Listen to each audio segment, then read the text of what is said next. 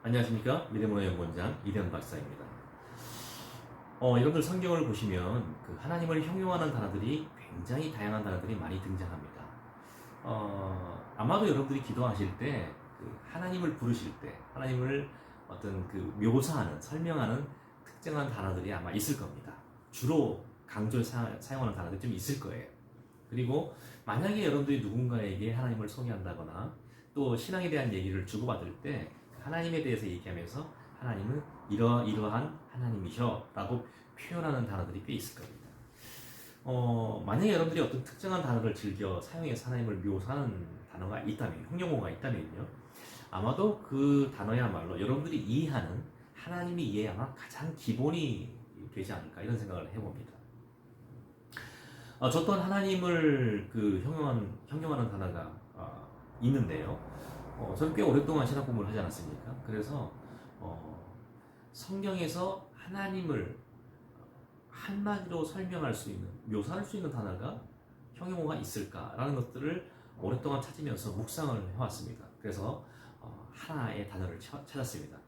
뭐 지금까지 제가 한 35년 동안 이제 신학을 공부했는데요. 이제까지 공부한 결과, 이제까지 제가 신앙에 대한 고민하고 이제까지 신앙생활을 해오면서 나타난 그 고민의 결과가 이 하나의 단어입니다. 그래서 앞으로 10년 후에는 또 다른 하나님께서 제게 비밀을 보여주시고 또 다른 그 또 연구 과정을 통해서 새로운 것을 깨닫게 하실 수가 있겠죠. 그러나 어제까지나 지금까지 제가 이해한 하나님은 하나님을 한마디로 형용하라면 저는 이 단어를 쓰겠습니다. 여러분들 이 단어를 들으면 너무 평범하고 너무 여러분들 잘 알고 계시는 단어이기 때문에 하면서 고개를 끄덕이실 거예요. 어떤 단어냐면 바로 은혜의 하나님이라는 단어입니다. 바로 은혜라는 단어죠. 너무 평범한 단어죠. 근데 저는 이 단어야말로 그 성경의 하나님을 한마디로 설명할 수 있는 굉장히 중요한 단어라고 생각합니다. 제가 지난번 동영상에서 이런 말씀을 드렸죠. 하나님은 전지전능하신 분이고 완전하신 분이시다. 여러분들 다 동의하실 말 아닙니까? 그런데 만약에 하나님께서 완전하시고 그 다음에 전지전능하시다면 그 말 자체는 뭐죠?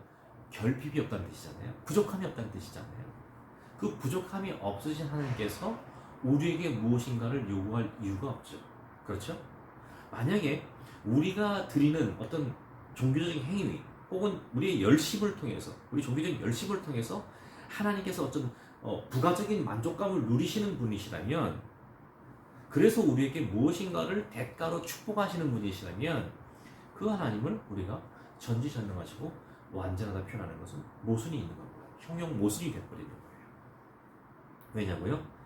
무엇인가 우리가 드려지는 것을 인해서 기쁨을 느끼시는 분이라면 그 자체로 결핍이 있다는 거잖아요.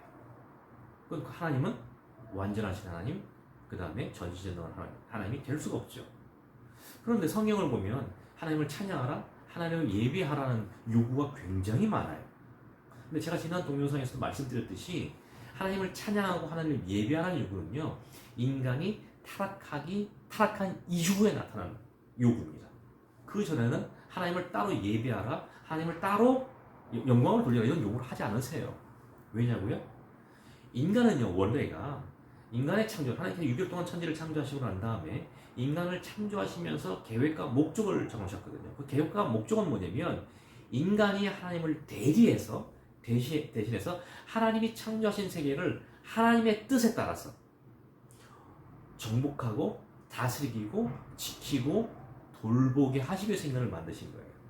그 실제로 인간이 만약에 인간이 그런 존재로 창조됐고 만들어졌다면 실제로 인간이 하는 모든 행동과, 아담과 하와죠. 아담과 하와가 했던 모든 행동과 생각 한 톨까지도 뭐예요? 하나님의 뜻에 부합되는 것이었을 겁니다. 그렇죠? 삶 자체가 예배였다는 얘기예요. 삶 자체가 하나님에 대한 찬양이었다는 거예요. 그러니까 그걸 따로 요구할 필요 없죠.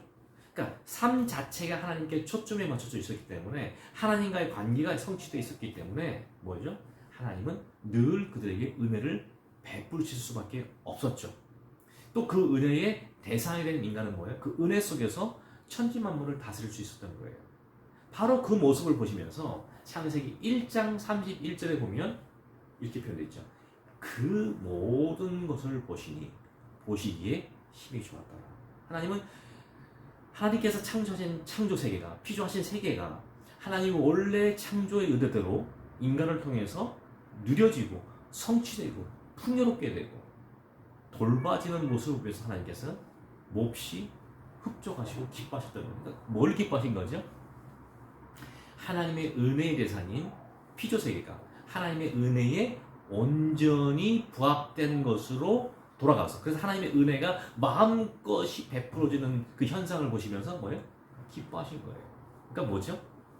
하나님은 인간이 한 어떤 행위를 통해서 만족과 기쁨을 얻으셨던 것이 아니라 본래 하나님이 계획하셨던 은혜의 대상으로서 그 대상들이 하나님의 은혜에 부합되게, 그래서 하나님의 은혜와 하나님의 축복을 마음껏 누리는 것을 보시면서 기뻐하셨던 거거든요.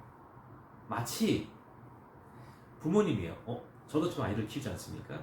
제가 지금 제가 이제 딸들도 있어요. 딸을 제가 무지 사랑하죠. 사랑하니까 뭐 맛있는 거 먹을 때 제가 일부러 이제 우리 딸을 뭐 이렇게 하면 그 앞에 하나 이렇게 올려줘요. 나이도 뭐 이제 뭐 고등학생 나이인데도 올려줍니다. 올리면 싱글 웃음 먹잖아요. 근데 그 모습을 보면은 다 아시잖아요, 그죠? 제가 먹는 것보다 더 기뻐요. 그냥 그 자체가 너무 흡족스러운 거예요. 그러니까 원래 하나님 모습이 그런 거죠. 하나님은요, 우리가 하나님의 은혜를 받을 만한 대상이 돼서 하나님의 은혜를 수용하고 그러므로 해서 그 은혜의 축복을 누리는 걸 보시면 기뻐하시는 분이라는 거예요. 우리가 드리는 그 어떤 것을 통해서 기뻐하시는 분이 아니라는 거예요. 그렇죠? 근데 타락한 인간은 어떻죠? 타락이란 게 뭐죠? 바로 그 하나님의 은혜를 거부하는 거예요. 내가 자충족적인 내 스스로가 하나님처럼 되겠다는 선언이 바로 타락이거든요. 그래서 타락한 인간은요, 본질적으로 하나님께 영광을 돌리려 하지도 않고요, 하나님을 예배하려 하지도 않고요, 하나님과 관계를 맺으려고 하지도 않습니다. 그래서 우리가 예수 믿는 사람 하나님께 우리가 신앙을 고백하잖아요. 그것은요, 우리 자체로 할 수 있는 게 아니에요. 왜 우리가 은혜로 구원받았다는 말을 하냐면요, 타락한 인간은 본질적으로 하나님을 바라보려 하잖아요. 근데 뭐죠? 하나님의 은혜와 하나님의 성령께서 우리를 감동시켜서 우리로 하여금 하나님을 바라볼 수 있게 했다는 거예요. 하나님을 주로 고백할 수 있게 했다는 거예요. 예수를 주로 신앙을 받아들이게 했다는, 그게 선제적 은혜를 우리에게 내려있기 때문에 우리가 예수를 주라 신할 수 있는 겁니다. 그죠? 근데도 문제는 뭐예요? 우리가 주로 신앙을 한 다음에 우리 삶이 타락하기 전에 아담과 하와처럼 늘상 하나님을 찬양하는 삶을 삽니까? 예배하는 삶을 삽니까? 그래서 하나님의 온전한 축복을 누리고 살고 하나님의 은혜의 대상이 돼서 살고 있나요? 아니잖아요. 왜요? 우리의 구는 이미 시작됐죠. 그러나 아직 완성된 단계가 아닙니다. 그렇기 때문에 우리는 여전히 죄에 노출되어 있고 죄의 영향을 받아요. 우리 속에서는 타락의 속성들이 여전히 존재하고 있다는 거죠. 그래서 바울은 뭐라고 하냐면 자기 자신을 일컬어서 뭐예요? 만삭되어나지 못한 자다. 죄인 중에 괴수다. 이런 말을 했던 것은 뭐냐면 스스로가 자기를 낮추기 위해서 그런 말을 한 게 아니라 자기 안에 도사리는 죄의 속성을 보면서 괴롭고 아픈 마음에 뱉은 말들이거든요. 그러니까 우리에게도 죄의 속성이 여전히 있는 거예요. 구원을 받았지만. 그래서 하나님께서는 신약 성경을 통해서 계속 요구하시는 것이 뭐냐면 하나님을 예배하는 자가 되라. 하나님을 찬양하는 자가 되라. 요구하시는 겁니다. 왜요? 우리가 하나님을 예배하는 그 순간, 만약에 타락한 인간들이 만약에 타락하기 이전에 아담과 하와처럼 하나님께 오롯이 집중할 수 있고 하나님의 은혜의 대상이 될 수 있는 순간이 있다면 그것은 예배와 찬양하는 시간밖에 없기 때문입니다. 그 무슨 말입니까? 하나님께서 우리에게 예배하라 찬양하라 하신 것은 하나님께서 하나님의 은혜를 우리에게 은혜의 통로를 여시고 우리에게 축복을 부어주시기 위해서입니다. 하나님께서 우리를 통해서 무엇인가를 가져가시거나 그 우리가 드려지는 어떤 찬양의 행위, 예배의 행위를 통해서 하나님께서 어떤 만족을 얻기 위함이 아니라는 거예요. 그러니까 하나님을 우리가 하나님을 어떠한 하나님으로 이해하느냐? 성경에 있는 성경에서 하나님께서 하나님이 드러내시는 성경의 내용을 보시고 하나님이 어떠한 분이냐를 제대로 파는 것이야말로 여러분들 기독교 신앙의 출발점이에요. 제가 처음에 아마 몇 주 전에 한두 달 전 벌써 된 것 같습니다. 우리가 신앙함에 있어서 가장 기본적인 지식은 하나님을 아는 것과 우리를 아는 것이라고 했잖아요. 근데 제가 지금 이 내용을 말씀드린 것은 뭐냐면 우리를 이해해야 된다는 것입니다. 하나님을 이해해야 된다는 것이에요. 하나님이 바로 그 은혜의 하나님이기 때문에 우리의 어떤 노력과 우리의 어떤 그 뭐랄까요 행위를 통해서 하나님의 부족함이 메꿔지는 그런 결핍된 하나님이 아니라는 거예요. 우리에게 은혜를 베푸시기 위해서 하나님께서 우리를 축복하시기 위해서 하나님께서 우리에게 예배할 것을 요구하시고 찬양할 것을 요구하시는 그런 분이라는 얘기입니다. 자, 다시 한번 돌아가 볼까요? 자, 여러분들은 하나님을 어떠한 분이라고 설명하고 계시나요? 제가 거듭 말씀드리지만 저는 하나님은 바로 은혜의 하나님이라고 말씀드렸습니다. 만약에 있잖아요. 우리가 어떤 종교적인 행위를 통해서 그 다음에 하나님께 어떤 우리가 막 사력을 다한 예배를 드리고 눈물 콧물 닦자는 예배를 드려서 하나님이 그 모습을 보시면서 만족감을 느껴서 기분 좋으셔서 축복하시는 분이면 여러분들 만약에 그런 분이라고 여러분들 생각하신다면 하나님은 여러분이 이교의 신으로 취급하는 겁니다. 제가 한번 여러분들 이 질문은요 여러분 심각하게 그냥 섣불리 그냥 반응하실 게 아니라 심각하게 생각해 보실 필요가 있는 겁니다. 만약에 여러분들이 하나님을 그러한 분이라고 생각한다면 다른 모든 이교의 신들이 바라는 것과 하나님 바라는 것이 동일하다는 얘기가 되는 거거든요. 그러니까 무슨 말이냐면요. 여러분들이 절에 가서 비는 것과 또 모슬렘 사원에 가서 비는 것과 그 다음에 무당 앞에 가서 비는 것이 대상만 다를 뿐 기독교인들이 하는 신앙의 의식이 별 다르지 않다는 거예요. 뭐 한 가지 거기에 위로가 된다면 그 중에 하나님이 제일 세다, 제일 세신 분이다. 이것밖에는 별로 도드라질 게 없어요. 하나님은 그러한 분이 아니십니다. 자, 하나님은요, 그러니까 전지전능하신 분, 완전하신 분이라고 부르잖아요. 그러시기 때문에 우리에게 마음껏 아무런 조건 없이 우리의 어떠한 행위와 어떠한 노력과 상관없이 우리에게 축복을, 은혜를 베푸실 수 있는 분이십니다. 우리가 하나님을 설명할 때 많이 쓰는 하나님의 공기와 하나님의 사랑조차도 뭐예요? 그 하나님의 은혜를 우리에게 베푸시는 하나님의 방식에 불과합니다. 하나님은 우리를 사랑하시는 것도 우리에게 은혜를 베푸시기 위함입니다. 하나님의 공의를 통해서 우리를 교정하시고 우리를 세워나가시는 것도 뭐예요? 하나님의 은혜의 대상이 되기 위함입니다. 성경에서 하나님께서 이스라엘 백성에게 말씀하시죠. 곧 우리에게 말씀하시는 것이죠. 뭡니까? 너희가 내 말을 듣고 내 율법에 순종하고 내 뜻에 따라 행하면 내가 너희를 축복할 것이요.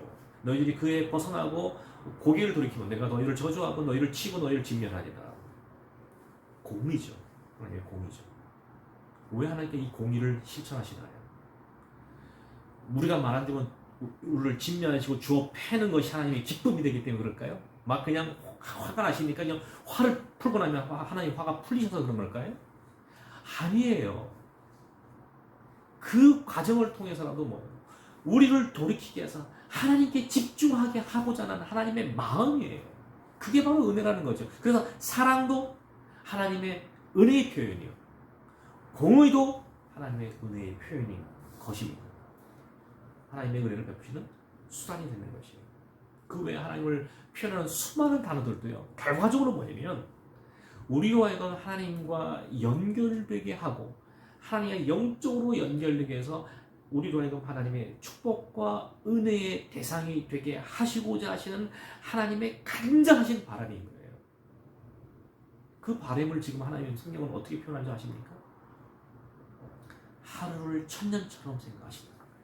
하루를 천년처럼 여기면서 우리가 하나님 앞에 돌아오기를, 우리가 하나님 앞에 돌이키기를 원하고 바라시고 계시다는 거예요. 왜요? 왜 그걸 바라세요? 하나님은 아무것도 결핍이 없으신데 왜 하나님이 안타까워하시고 그리고 우리가 돌아오는 것을 왜 기뻐하세요? 하나님이 원래 의도하셨던 창조의 목적, 은혜와 축복을 베푸시기 위함입니다.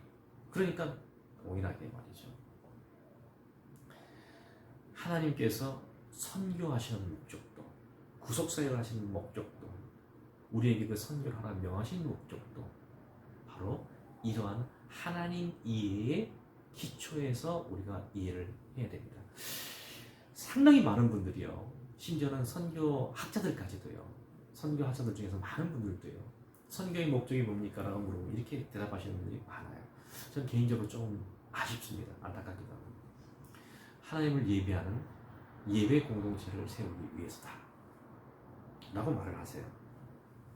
물론 열방이 돌아와서 하나님을 찬양하는 예배 공동체로 세워지는 것이 요한계시록에서 기록되고 있는 어떤 회복되는 모습이기 때문에 예배 공동체를 세우고 찬양 공동체를 세우기 위해서 선교를 하는 것이 목적이라고 말하는 것이 전혀 틀렸다고 말할 수는 없습니다. 맞는 말이에요. 근데 그것은요, 우리 입장에서 그런 거예요.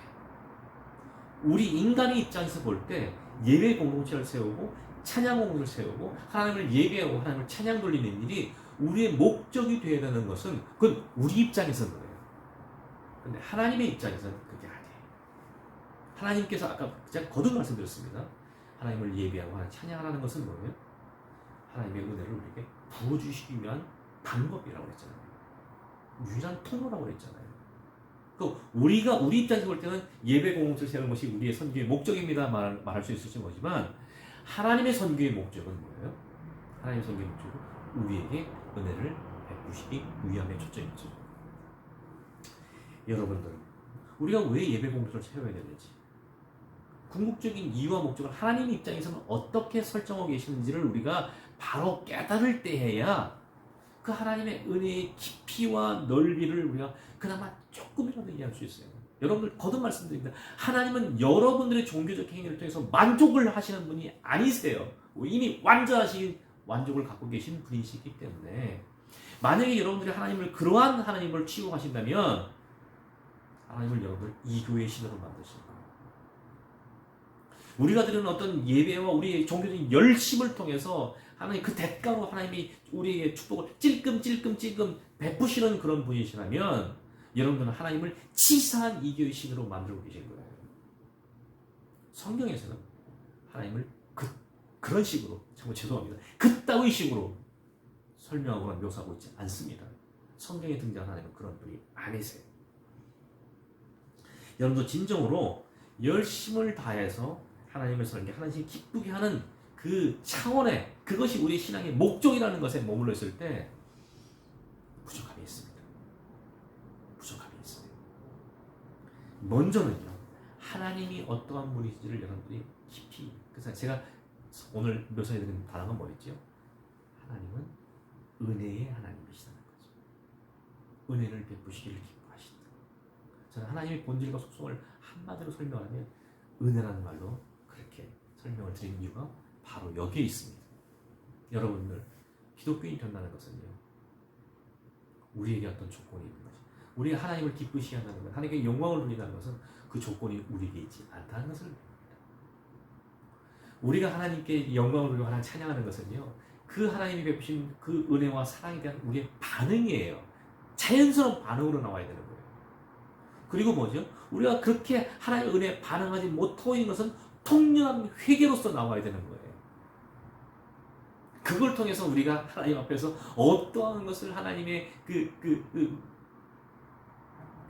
그렇게 함을 통해서 하나님 우리를 불쌍히 여기시고 우리에게 축복하시고 우리 문제를 해결해 주실 그러한 분으로 하나님을 여기고 계시다면 여러분들 정말 오해하고 계시는 거예요. 그렇게 하나님을 이해하시면 안 됩니다. 물론 아주 어린아이 같은 신앙, 유아적인 신앙이라면 그냥 울고 보채는 것만 하나님의 관심의 대상이 될 수 있어요. 그런데 여러분들 이제 신앙생활, 적어도 이 동영상을 보고 계시는 분이라면 신앙생활 수위가 다르시잖아요. 그렇다면 거기에 맞게 하나님 앞에 서시라는 겁니다.